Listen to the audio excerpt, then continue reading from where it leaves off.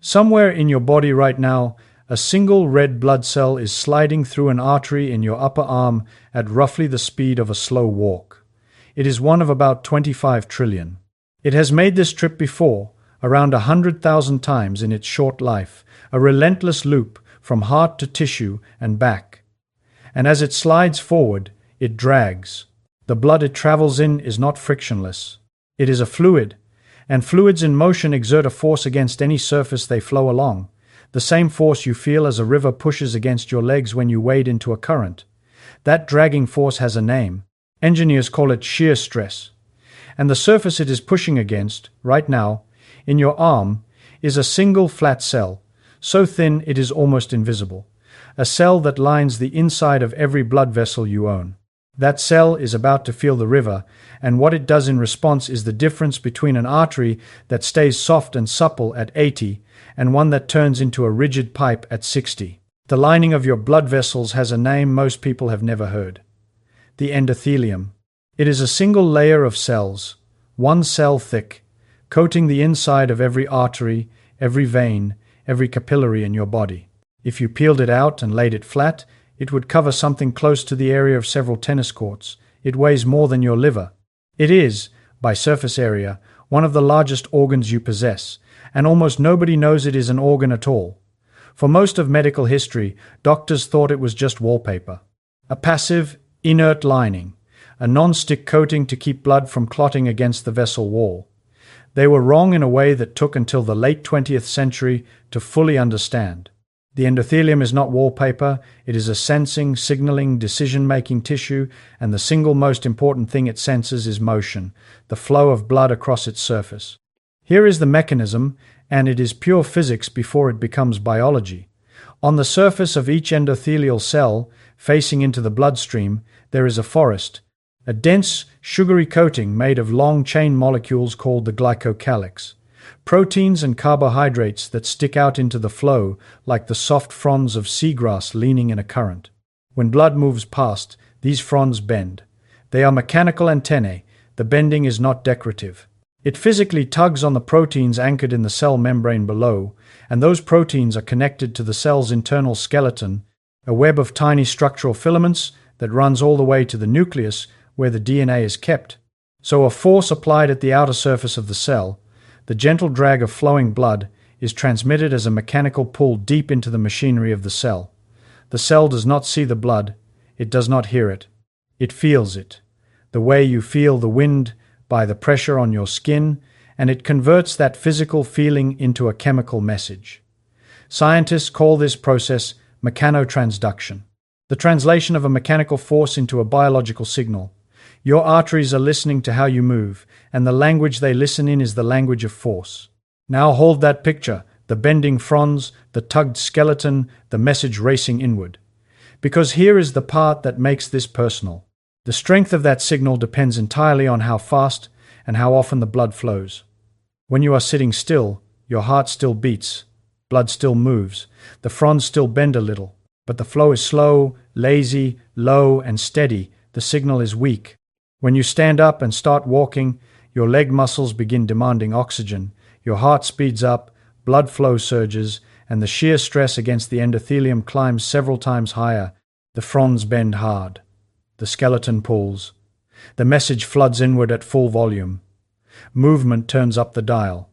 Stillness turns it down. And the endothelium, that vast hidden organ, responds to the dial setting not just in the moment, but over years. It remodels itself around the average amount of flow it experiences. An artery that is regularly bathed in vigorous, pulsing flow stays wide, responsive, and elastic.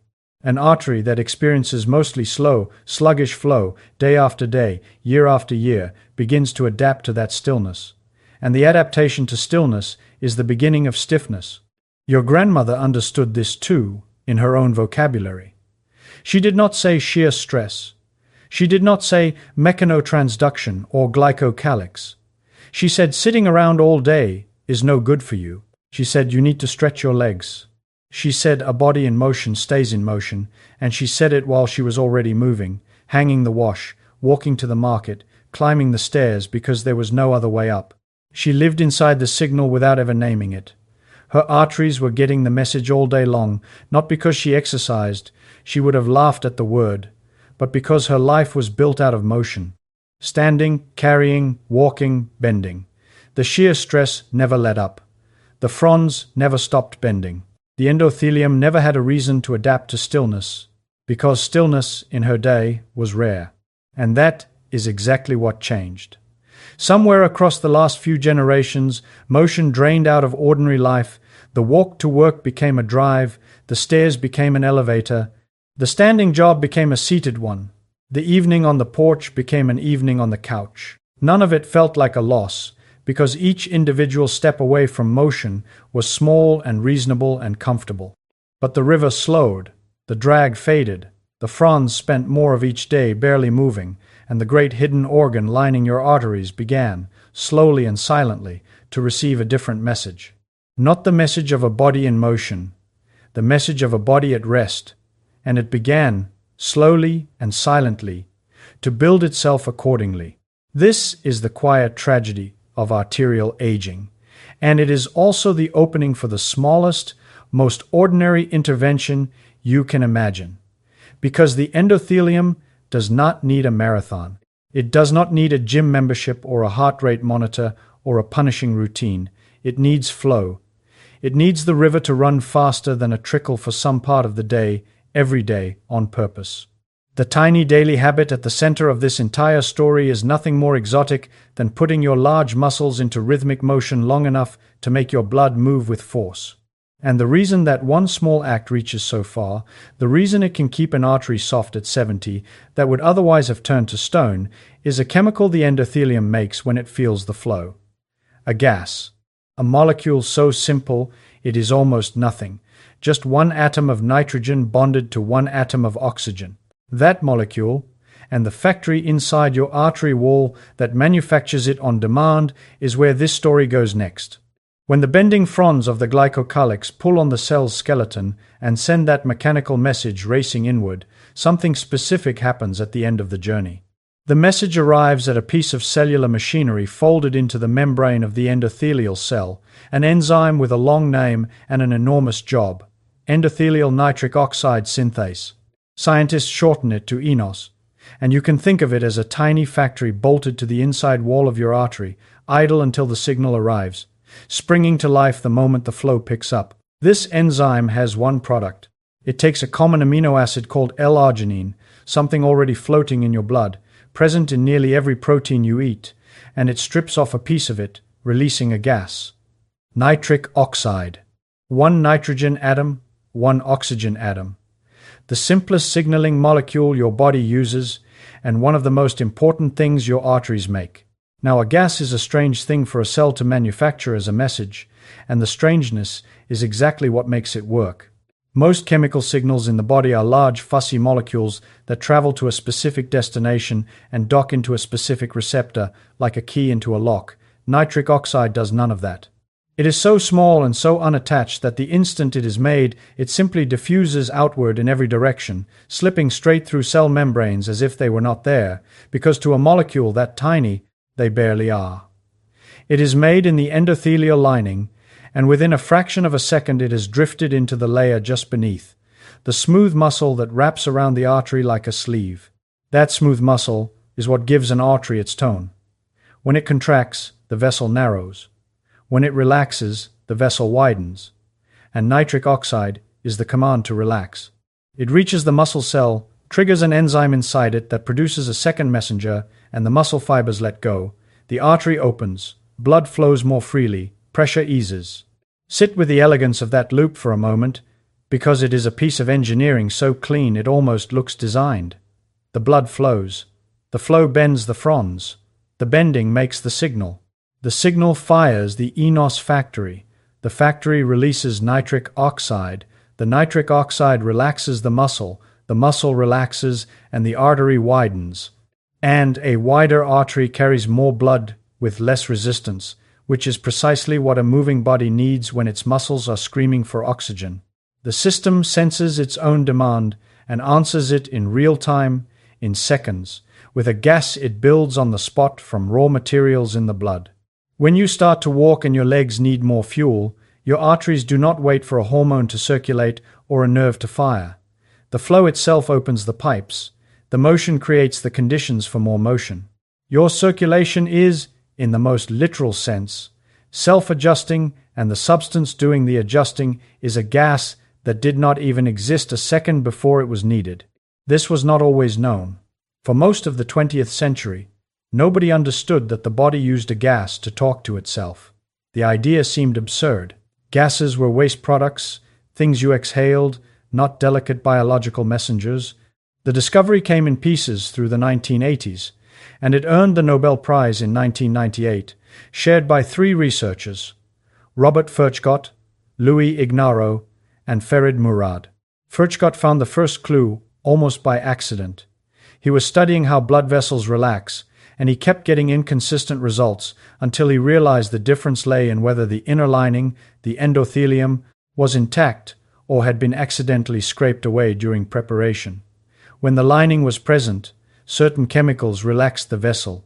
When it was gone, the very same chemicals did nothing, or even did the opposite. The lining, the wallpaper everyone had ignored, was producing something. Furchgott did not know what it was, so he gave it a placeholder name: endothelium-derived relaxing factor, a factor that came from the endothelium and made vessels relax. Identity unknown. It took years of work by Ignarro and others to chase down what that mysterious factor actually was, and the answer, when it came, stunned the field. The relaxing factor was nitric oxide, a gas. The same molecule found in smog and engine exhaust was being manufactured deliberately by the lining of your own arteries to keep them soft. Murad, meanwhile, had been working from the other end, studying how a class of heart medicines worked, the nitrates that doctors had given chest pain patients for over a century. Nitroglycerin, the same explosive compound, given in tiny doses, relieved the crushing pain of angina, and nobody knew why. Murad showed that nitroglycerin worked by releasing nitric oxide in the body. For 100 years, physicians had been treating failing hearts with a drug that mimicked the gas the arteries were supposed to make for themselves. The medicine was a crutch, standing in for a natural signal that aging, stiff, damaged vessels could no longer produce in sufficient quantity. The discovery connected three separate mysteries: the scraped lining, the unknown factor, and the ancient heart drug, into one clean picture. The endothelium makes nitric oxide. Nitric oxide keeps arteries open.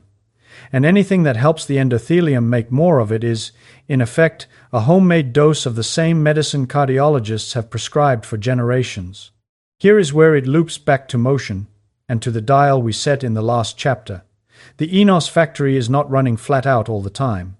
It is regulated, and one of the strongest things that regulates it is shear stress, the very drag of flowing blood we have been tracking from the start. Higher flow means more bending, more signal, more Enos activity, more nitric oxide. And this is not only a moment-to-moment effect. When a vessel experiences strong, regular flow day after day, the endothelial cells actually build more Enos machinery. They increase the amount of the enzyme they keep on hand, the way a factory facing steady orders adds more production lines. A body that moves regularly does not just get a temporary nitric oxide boost during the walk. It upgrades the factory itself, so that even at rest, the baseline capacity to produce this artery-relaxing gas is higher. This is one of the deep reasons that a regular daily habit matters more than an occasional heroic effort. You are not just using the machine. You are maintaining and expanding it. Every single day, you put your blood into motion. And the reverse is just as true, which is the part that should make anyone sit up. When flow stays low, when the body spends its days at rest, the Enos factory winds down. The cells keep less enzyme on hand. Worse, a sedentary, inflamed, sugar-stressed environment can cause something called Enos uncoupling, where the factory malfunctions and, instead of producing the protective gas, begins producing damaging molecules called free radicals, the very things that injure the vessel further. The same enzyme that protects the artery can, under bad conditions, turn against it. So the choice is not simply between more nitric oxide and less. At the extremes, it is between an endothelium that heals itself and one that is actively wounding itself, and the dial that tilts the balance is, to a remarkable degree, how much you move.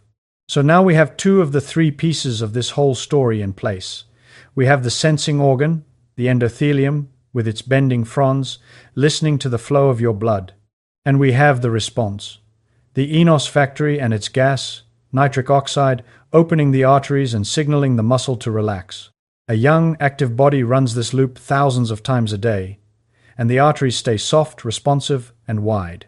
But there is a third piece, and it is the one that creeps in slowly, almost invisibly, across the decades after 60, because even with the signal intact and the factory running, the physical material of the artery itself, the actual fabric the vessel is built from, begins to change.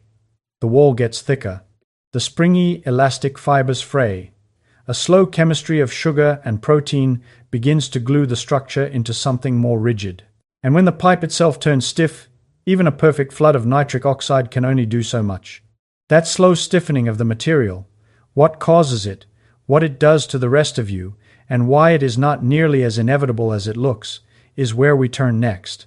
To understand what actually stiffens in an aging artery, you have to look at what an artery is made of, and it is not made of one thing. The wall of a healthy artery is a layered composite, an engineered material, and two proteins do most of the structural work. The first is elastin. Elastin is exactly what it sounds like, a protein that stretches and springs back, arranged in your arteries as sheets and fibers that let the vessel expand with each heartbeat and recoil afterward. The second is collagen, a far stiffer, rope-like protein that provides strength and keeps the vessel from overstretching and tearing. Think of elastin as the rubber band and collagen as the seatbelt. The rubber band gives the artery its springiness, its willingness to swell and rebound. The seatbelt sets the limit, catching the load before anything ruptures. A young artery is rich in elastin, low in stiff collagen, and the balance between them gives the vessel a quality engineers would call compliance. It yields easily to a small push and returns to shape. That compliance is the physical definition of a flexible artery, and it is the thing you are trying to keep. Now watch what each heartbeat asks of that material. When your heart contracts, it does not push blood into your arteries as a smooth, continuous stream. It ejects it in a pulse, a sudden surge of pressure, perhaps 60, 70, 80 times a minute, every minute, for your entire life. Run the arithmetic, and it is staggering. Somewhere past 2.5 billion beats across an average lifespan, and the largest artery of all, the aorta, the great pipe leaving the heart, takes the full force of every single one. In a young body, the aorta handles this beautifully. With each pulse it expands, soaking up the surge like a balloon swelling, storing the energy of that pressure spike in the stretch of its elastin. Then, between beats, it recoils, squeezing that stored energy back into the blood and pushing it smoothly onward. Cardiologists call this the Windkessel effect, after the old German fire engines that used an air chamber to turn the choppy pumping of a hand pump into a steady, continuous stream of water. Your aorta is a Windkessel. It converts the violent stutter of the heartbeat into the gentle, even flow that your delicate organs need. And it does this work beat after beat, year after year, by being elastic. Elastin, though, has a peculiar and humbling property. Your body lays down most of its elastin early in life, in the womb and in childhood, and after that, it makes very little new elastin ever again. The elastin in your aorta right now is, for the most part, the same elastin you had as a young adult. It is not continuously replaced the way many tissues are. It is laid down, and then it must last. And here is the problem with something that must endure 2.5 billion stretch cycles without renewal. It fatigues. The same way a rubber band left stretched and released thousands of times eventually goes slack and brittle, the elastin fibers in your arteries slowly fracture and fray across the decades. The microscopic sheets develop breaks. The springy network loses its integrity. And as the elastin frays, the load it used to carry shifts onto the collagen, the stiff seatbelt protein, which the body does keep making throughout life, often laying down more of it as it ages. So the balance tilts. Less working elastin, more rigid collagen. The rubber band wears out and the seatbelt takes over, and a seatbelt does not spring. It holds. The artery, beat by beat and year by year, trades its compliance for rigidity. This is arterial stiffening at the level of the material itself, and it is one of the most reliable changes in all of human aging. There is a second process, slower and quieter, that makes it worse, and it comes from an unexpected place: sugar. Glucose circulating in your blood is mostly fuel, but a small fraction of it does something chemically mischievous. It reacts with the long-lived proteins of your body, latching onto them, and over time, forming permanent bridges between adjacent protein strands. Chemists call these advanced glycation end products, and the acronym is darkly fitting: AGEs. These sugar-protein crosslinks act like tiny welds, fusing the collagen and elastin fibers of your artery wall to one another so they can no longer slide and flex independently. Imagine a rope that bends freely, then imagine spot welding it every inch along its length. It becomes a rod. That is what cross-linking does to the fabric of your arteries. And because elastin lasts a lifetime without replacement, it accumulates these welds for a lifetime, growing progressively stiffer. This is also one of the clearest reasons that chronically high blood sugar ages the arteries so brutally. More glucose in the blood means more cross-linking, faster welding, quicker stiffening. The diabetic artery and the simply old artery are traveling the same road, and sugar presses the accelerator. So now picture the stiffened pipe and ask what it does to the rest of the body, because this is where arterial stiffness stops being an abstraction and starts doing real damage. Remember the windkessel, the elastic aorta that absorbed each pressure surge and smoothed it out. When the aorta stiffens, it can no longer expand to soak up the pulse. The full force of each heartbeat now slams directly into the arterial system with nothing to cushion it. The top number of your blood pressure, the systolic pressure, climbs because the surge is no longer being absorbed. This is precisely why systolic blood pressure tends to rise steadily with age, while the bottom number often falls, widening the gap between them, a pattern doctors see so consistently they treat it as a signature of stiff arteries. A higher systolic pressure means the heart must push against greater resistance with every beat, and like any muscle forced to work harder, the heart wall thickens and grows. A change that sounds like strength, but is actually a step toward failure. The damage does not stop at the heart. A stiff aorta does something subtle and vicious to the timing of the pressure wave it carries.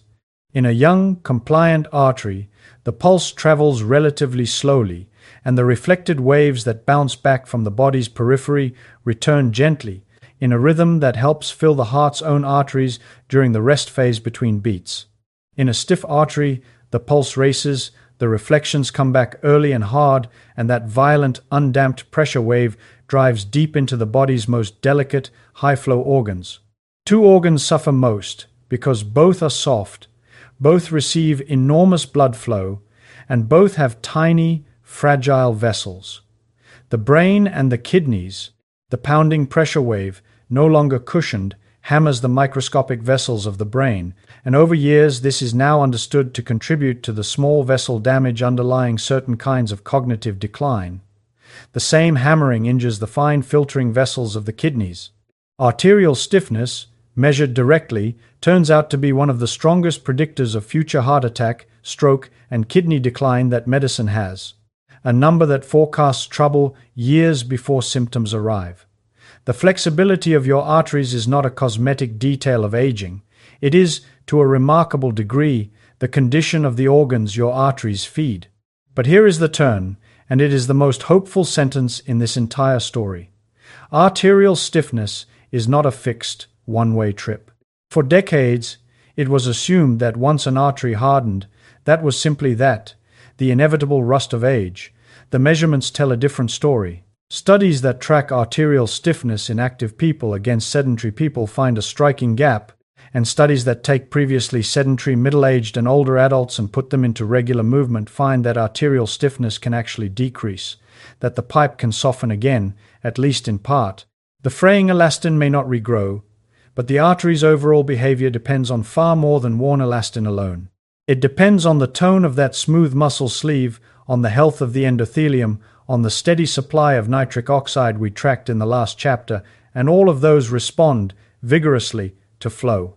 The stiffening of age sets a slope, but the daily habit of moving your blood bends that slope measurably at almost any age you choose to begin. Exactly how much it bends it, what the researchers actually measured, and how small a daily dose it really takes, So, what do the numbers actually say, and how do you measure something as hidden as the stiffness of a pipe buried deep in a living body? The cleverest method is also the simplest in principle, and it goes back to the pressure wave we just watched racing through the aorta. When your heart beats, the pulse travels down your arteries at a measurable speed, and that speed depends directly on how stiff the walls are. A flexible tube slows the wave. A rigid tube speeds it up, the same way a sound wave travels faster through steel than through rubber. Researchers place one sensor at the neck over the carotid artery and another at the groin over the femoral artery, and they time how long the pulse takes to travel between them. Divide the distance by the time and you get a velocity. They call it pulse wave velocity, and it has become the gold standard measurement of arterial stiffness. A low number means a soft, compliant aorta. A high number means a stiff one.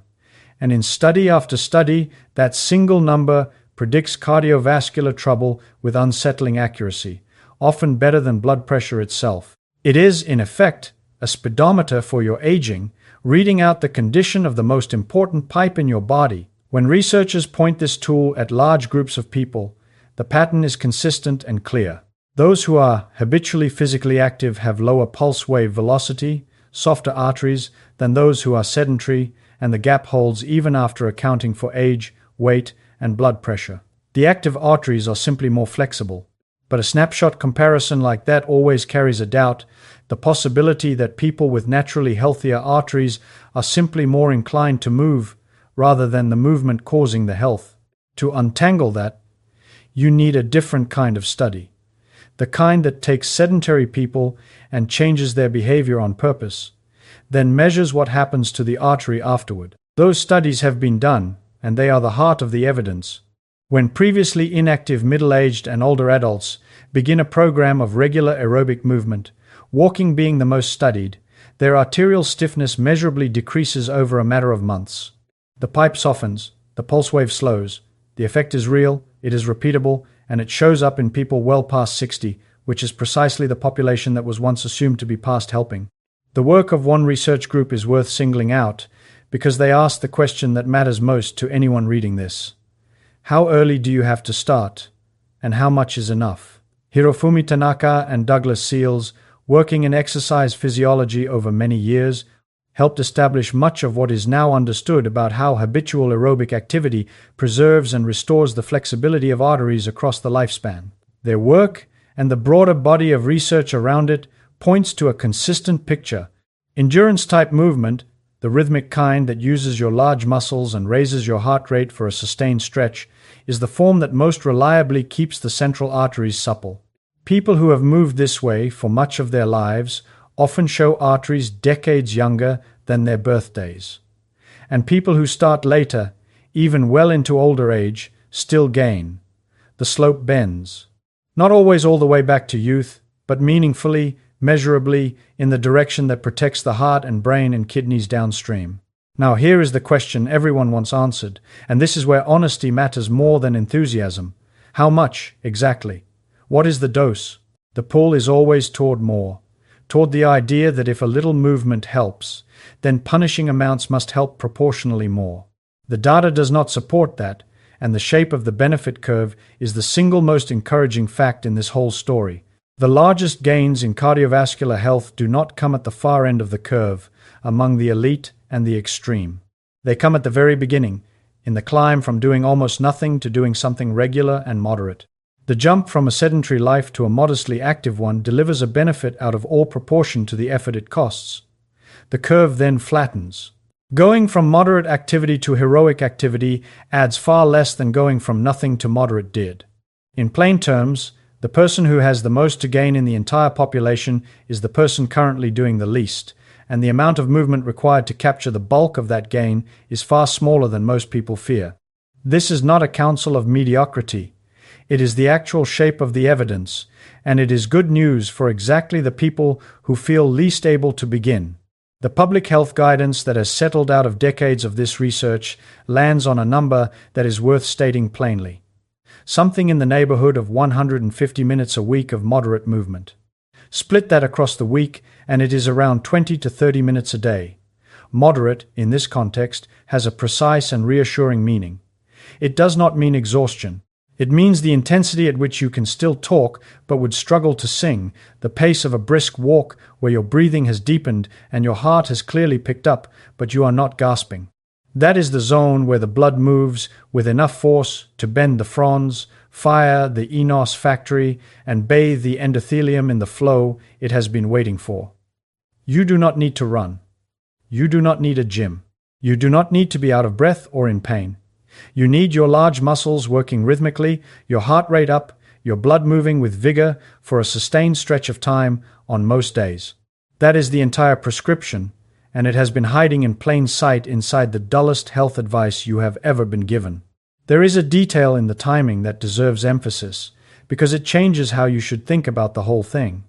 The nitric oxide response we tracked in Chapter 2 is not a permanent deposit. It is a daily event. A single session of movement raises endothelial function and improves flow for a period of hours, and then it fades. The benefit of one walk is real, but temporary. This is why the word that matters most in this entire script is not intensity. It is consistency, daily. A vigorous workout on Saturday followed by 6 still days does far less for your arteries than a brisk 20-minute walk taken every single day, because the endothelium lives in the present. It responds to the flow it received today, and the day before, and the day before that. The factory expands only if the orders keep coming. This is genuinely liberating, because it means the goal was never to find an hour you do not have for a punishing session you will dread. The goal is to find 20 manageable minutes you will actually repeat. The repetition is the active ingredient. The habit is the medicine. And one more piece of honesty, because this story would be incomplete without it. Movement is powerful, but it is not the only lever, and it cannot fully outrun the others. The sugar cross-linking we discussed in the last chapter still proceeds if blood sugar runs high, so what you eat still matters. Smoking poisons the endothelium directly, slashing nitric oxide production no matter how much you walk. Sleep, blood pressure, and chronic stress all press on the same vessel wall. The daily habit at the center of this story is the most underused and the most accessible of the levers, the one with the steepest payoff for the least cost, but it works alongside the others, not in place of them. Anyone who promises that a single habit erases all the rest is selling something. What the evidence actually offers is quieter and more durable. A small, repeatable, daily act that bends the slope of arterial aging in your favor, that compounds over years, and that protects, through the single soft pipe at the center of you, every organ that pipe feeds. What that protection looks like across the whole body, and the grandmother who prescribed it long before any of this could be measured. Step back now and follow the consequence outward, from one flexible vessel to the whole body that depends on it, because this is where the smallness of the habit collides with the size of what it protects. A single artery does not work alone. It is one segment of a continuous network, and the condition of that network determines what reaches every organ you have. When the great central arteries stay soft, the pulse leaving your heart is cushioned and smoothed, exactly as it was designed to be, and the blood arrives at your tissues as a gentle, even flow. Your brain receives that smooth flow through its millions of tiny vessels, and the delicate filtering structures of your kidneys receive it through theirs, and neither is hammered by the undamped pressure spike that a stiff aorta delivers. Your heart, pushing against compliant arteries instead of rigid ones, does less work with every beat, and over 2.5 billion beats. Less work means a wall that stays healthy instead of thickening toward failure. The flexible artery is not a local convenience. It is an upstream condition that every downstream organ quietly lives or dies by. Keep the pipe soft, and you have protected, in one stroke, the organs you cannot see and would never think to defend directly. This is why the nitric oxide story reaches so much further than blood pressure. The same gas that relaxes the artery wall also keeps the inner lining smooth and non-stick, discouraging the platelets and inflammatory cells that begin the slow construction of plaque. A healthy, flow-fed endothelium resists the very process that clogs arteries. A starved, sedentary one invites it. So, the daily act of moving your blood is not only keeping the pipe flexible, it is keeping the pipe clean, working against the buildup that leads to heart attack and stroke at the same time. It works against the stiffness that leads to high pressure and organ strain. One habit, one molecule, several diseases held at bay at once, all of it flowing from the simple fact that a moving body bathes its endothelium in the force that endothelium evolved to feel. The benefit was never narrow. It was always systemic, because the circulation is the one system that touches everything else. Notice, too, how every chapter of this story has quietly pointed back to the same act. The bending fronds of the glycocalyx needed flow. The enos factory needed shear stress to fire and steady orders to expand. The frayed elastin and welded collagen of the aging wall could be partly offset by the tone of muscle and the supply of nitric oxide, both of which answer to movement. The measurements showed the pipe softening in people who started walking, even late. 4 different layers of the same machinery, the mechanical sensor, the chemical factory, the structural fabric, the whole body downstream, and a single intervention reaches all of them. Not 4 habits for 4 mechanisms. One habit, because the mechanisms are not really separate. They are one continuous system that runs on the flow of blood, and the flow of blood runs on the motion of the body. This is the deep reason the prescription is so absurdly simple relative to what it accomplishes. You are not treating 4 things. You are restoring one condition, the condition of a body in regular motion, and the body's own machinery does the rest. So, let us state the habit plainly, with no mystery left in it, because it has earned the right to be said simply. Most days of the week, put your large muscles into rhythmic motion and keep them there for 20 to 30 minutes, at a pace brisk enough that your breathing deepens and your heart picks up, but you could still hold a conversation. A brisk walk satisfies this completely. So does cycling, swimming, dancing, climbing stairs, working in a garden with real exertion, anything that uses the big muscles of the legs and hips and raises the flow of blood with force, sustained, repeated, daily. That is the entire thing. There is no equipment that matters more than your own legs, no technology that improves on the basic act, no supplement that substitutes for the flow itself. The arginine your enos factory needs is already in your food. The nitric oxide is already within your power to make. The only missing ingredient, for most people most days, is the motion that turns the dial up. 20 minutes, most days, brisk enough to feel it. That is a habit small enough to keep for the rest of your life. And that is precisely the point, because it is the keeping, not the intensity, that does the work. And here's the part worth holding on to if you are past 60 and tempted to think the moment has passed. It has not. The evidence is unusually generous on this point. Arteries respond to flow at every age that has been studied. The person who begins a daily walk at 65 is not too late, and the person who begins at 75 is not too late either, because the endothelium does not check your birthday before it responds to the river. It responds to today's flow and tomorrow's and the day after that. The slope of stiffening that age draws can be bent at the point you are standing on right now, whatever point that is.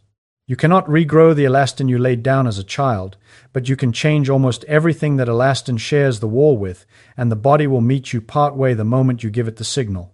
The most encouraging finding in all of this research is not that movement prevents arterial aging in the young. It is that movement still helps the old, that the door is not closed, that beginning late still beats not beginning. The river can run faster starting tomorrow, and the lining of your arteries will know. Your grandmother, of course, knew none of the mechanism and all of the truth. She never heard the word endothelium. She could not have told you that a gas relaxes your arteries, or that flowing blood bends a forest of sugary fronds on a cell thinner than paper. She did not need to. She told you to get up off that chair. She told you that sitting all day was no good for a body. She told you to walk it off, to stretch your legs, to make yourself useful. And she said it while she was moving, because her whole life was built out of the motion this entire story is about. She lived inside the prescription. She just called it living. And every piece of physiology that 30 years of careful science has measured and published and confirmed turns out to be a footnote to what she already practiced without a single instrument to prove it. A body in motion keeps its arteries soft. A body at rest lets them harden. She watched the people who kept moving stay sharp and strong and upright into old age, and she watched the people who settled into the chair fade faster, And she drew the obvious conclusion decades before anyone could explain why she was right. So tomorrow morning, before the day fills up with reasons not to, get up and move. 20 minutes, brisk enough to feel your heart respond. Put your blood into motion with force and let it run across the hidden lining of your arteries the way it was always meant to. Somewhere inside you, a single endothelial cell will feel the river quicken. A forest of fronds will bend. A factory will fire. A gas that did not exist a moment before will drift into the muscle of your artery wall and tell it to relax, and the pipe will open, and the pressure will ease, and every organ downstream will receive the smooth, gentle flow it has been quietly waiting for. You will not feel any of it happening. You almost never do. But it will happen today and tomorrow and every day you choose to move, and across the years it will add up to the difference between an artery that turns to stone and one that stays supple long past the age when everyone assumed the matter was settled. The body has been waiting for the motion it was built to receive. Give it the 20 minutes. The body, as it always has, will do the rest.